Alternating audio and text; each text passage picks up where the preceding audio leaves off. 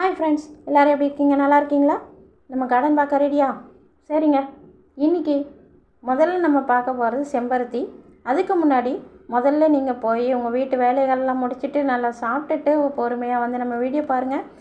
Video skip பண்ணாமல் பாருங்கள். நம்ம தோட்டத்தில் நம்ம பூக்கள் செடிகள் எல்லாமே எப்படி இருக்குதுன்னு பார்த்துட்டு கமெண்ட் பண்ணுங்கள். உங்களுக்கு பிடிச்சிருக்கான்னு சொல்லுங்கள். பார்த்திங்கன்னா அடுக்கு செம்பருத்தி, ஒற்றை செம்பருத்தி எல்லாமே எல்லா செடியும் பார்த்தாச்சு. அப்புறம் வந்து பார்த்திங்கன்னா பிளாக் ரோஸ் இந்த தடவை எப்படியும் ஒரு 7-8 மொட்டுகள் வச்சுருக்கோம். வச்சு நம்மளுக்கு பூத்துது நல்லாவே. இப்போ தான் வந்து செடியும் நல்லாவே வளர்ந்துருக்குது. இது வரைக்கும் நம்மளுக்கு வளர்ச்சி கிடையாது. அப்புறம் இப்போ வந்து ஒரே ஒரு துளிர் வந்திருக்கு. எல்லா பூக்களுமே பூத்துடுச்சு. நல்லாவே கொஞ்சம் வளர்ச்சியும் இந்த தடவை தான் வளர்ந்துருக்குது. கிட்டத்தட்ட ஒரு 2-3 வருஷமாக அப்படியே தான் நின்றுது. சின்ன 2 மொட்டை வச்சு அப்படியே பூத்துட்டு இருந்தது. இந்த தடவை நிறைய பூக்கள்.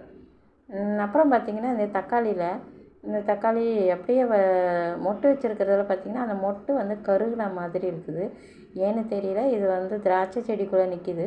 இந்த செடி மட்டும் இல்லை, இன்னும் 2 செடியும் இருக்குது. அதை வந்து எடுத்து வைக்க பாட்டு இல்லாமல் இதிலே விட்டுருக்குறேன். பார்க்கலாம். புதினா வந்து நிறையாவே இருந்தது. போன வாரம் என்ன பண்ணேன்னா கிழக்கலையாக அப்படியே வந்து உடச்சி எடுத்துக்கிட்டேன். எதல் மட்டும்தான் வந்து எடுப்போம். இந்த தடவை கொஞ்சம் உடச்சி எடுத்துட்டதுனால நல்லா படர்ந்து இருந்தது. ஸோ அதனால் கொஞ்சம் உடச்சி எடுத்தாச்சு, துளிர் வரட்டும்னு. திராட்சை கொடி நல்லாவே படர்ந்து இருந்தது. ஸ்டாப் ஆகிட்டாங்க.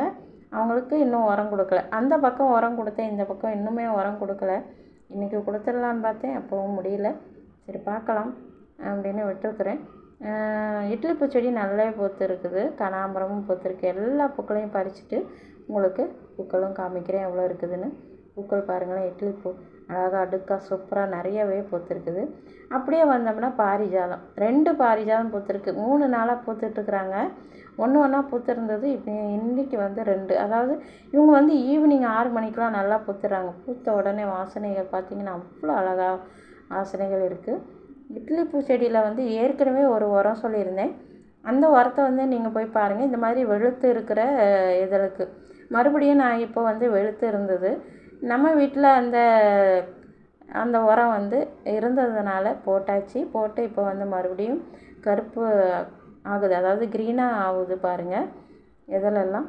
அப்புறம் வந்து செம்பருத்தி இன்றைக்கி வந்து ஒரு 4 பூக்கள் பூத்துருக்கு. ஏன்னு தெரியல. நம்ம வந்து வீடியோ எடுப்போன்னு தெரிஞ்சதுனாலே என்னவோ தெரியல, 4 பூக்கள் பூத்துருக்குறாங்க. 1-2 பூத்துட்டு இருந்தாங்க. நேற்று கூட 2 பூ பூத்துருந்தது. ஆனால் இன்றைக்கி பார்த்திங்கன்னா 4 பூ பூத்துருக்குது சூப்பராக. ஆனால் வெள்ளை பூச்சிகள் வந்துக்கிட்டே தான் இருக்குது. நானும் எதுவும் பண்ணுறதில்ல. அதுவே வருது, அதுவே போகுது. பூவும் பூத்துக்கிட்டு இருக்கிறாங்க. மொட்டை வைக்கிறாங்க, பூக்குறாங்க. இப்படியே தான் இருந்துகிட்ருக்குது. அப்புறம் வந்து கமலா அரைஞ்சி அப்படியே தான் நிற்கிறாங்க ஹைட்டாக. எந்த ஒரு இதுவும் இல்லை. அப்புறம் பார்த்திங்கன்னா இந்த கனகாம்பரம், ஊசி கனகாம்பரமும் மஞ்சள் கனகாம்பரமும் நிறையா இருக்குது. எல்லா பூக்களையுமே இன்றைக்கி வந்து பறித்து இந்த பக்கம் வந்து பறித்து மொட்டை அடிச்சிட போகிறோம். ரோஸும் ஒன்று பூத்துருக்குது. அதையும் வந்து பறிக்க போகிறோம். ரோஸ் செடி வந்து இன்றைக்கி வந்து கட் பண்ணி விட்டேங்க கொஞ்சம். எல்லா செடியும் வந்து வளர்ந்து நம்மளுக்கு என்ன ஆச்சுன்னா இந்த பக்கம் வரும்போது அப்படியே சாஞ்சிக்கிட்டு நம்ம முகத்து மேலே வந்து தட்டுற மாதிரி கண்ணில் அடிக்கிற மாதிரி இருந்ததுனால கட் பண்ணி விடலான்னு எல்லாத்தையுமே கட் பண்ணி விட்டுருக்குறேன். அதில் பார்த்திங்கன்னா இப்போ கட் பண்ணி விடும்போது பூச்சி பார்த்தேன்.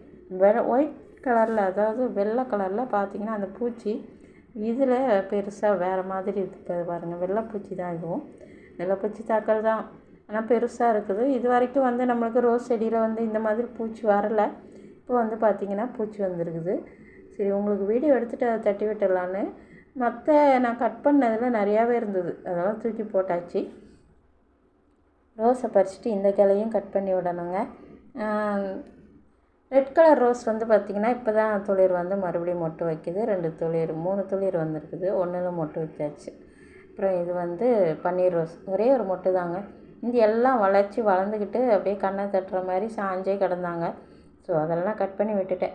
ஒரு மொட்டு இருக்கிறத தவிர மீதி எல்லாத்தையும் வந்து கட் பண்ணி விட்டாச்சு. சரி வளரட்டும். இனிமேல் காஞ்சும் இருக்குது கிளைகள், அதை வந்து உடைக்க முடியல.